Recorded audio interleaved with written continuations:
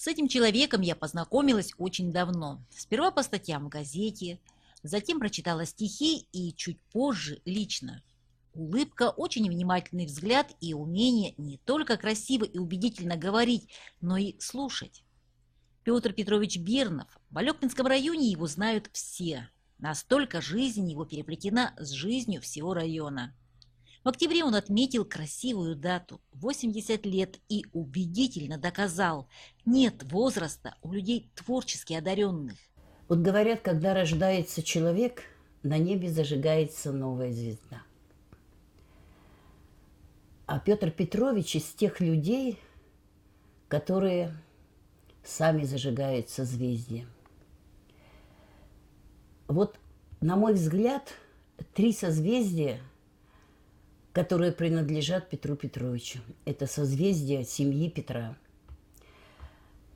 Он прожил всю свою жизнь с единственной женой, которую очень любил.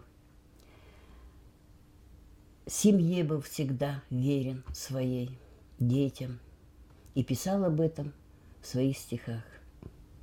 Второе созвездие – это созвездие журналистики. Он также был верен этому созвездию и влюблен был в свою газету. 50 лет отработав на ниве журналистики.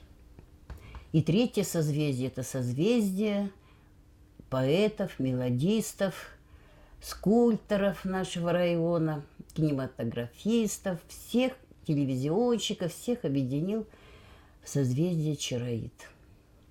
Сложно сказать больше, чем Татьяна Валерьевна. Можно добавить лишь то, что стихи его звучат не только на литературных встречах, их учат дети. Это стихотворение написал Петр Бернов, поэт, журналист нашего района. В минуту названия застынут колонны, и слезы сверкнут на глазах. В 9 мая склоняем знамена на наших святых площадях. В Мархе, Санихтате, Урицком, Харинском, Вентуре, Солянке, Таков, как вечная память стоят обелиски в честь павших в боях земляков.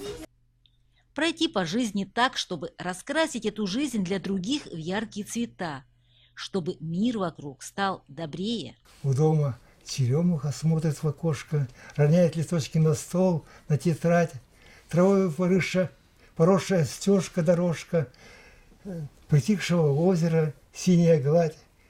И пусть есть края и богаче, и краше, пусть солнце там светит не так, как у нас, но эти края, это родина наша, милее и дороже для нас всех богатств. Елена Фаст, Максим Копылов, Алекминск.